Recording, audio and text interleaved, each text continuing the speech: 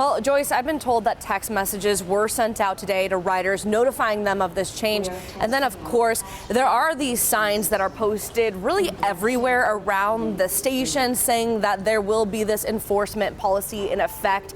It is getting mixed reaction from daily riders, though. For those that take the light rail often, I'll take the light rail probably about 4 times a week, between work and getting over to school. there are new signs at the entrances. November 15th is when it takes effect. I saw that, and to my dismay, I was like, man, they're going to start cracking down on this. Starting November 15th, Sound Transit fare ambassadors will issue violations to people who don't pay to ride. Yeah, I'm not going to lie. I'm probably one of the many people that don't pay fare. They just get on and get along with their way. Sure, I should be paying the fare, but let's be honest, most of us don't. Sound Transit says it's challenging to determine the number of riders who don't pay, but did say that of the people that board light rail, 55% tap to pay.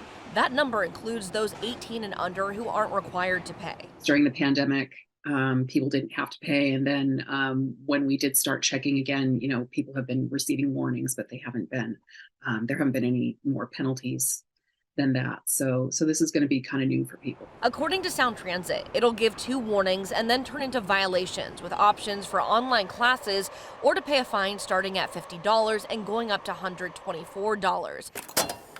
By the 5th violation in a 12-month period, it will be a civil infraction. It's not intended to be punitive. Some passengers say it's time everyone paid. I'd rather they enforce the fares they have than raise the fares for the people who actually are paying them. But not everyone is convinced this will make a difference. Yeah, I don't think it'll work. I think they need to put up some gates or something.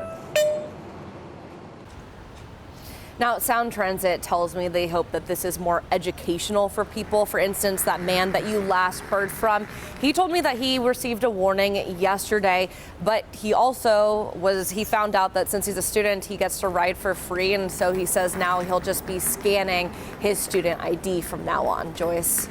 And Kristen, if someone does not have their ticket, what happens and how would they be tracked?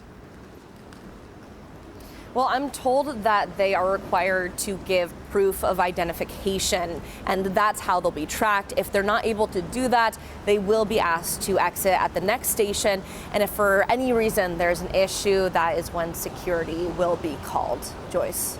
Kristen.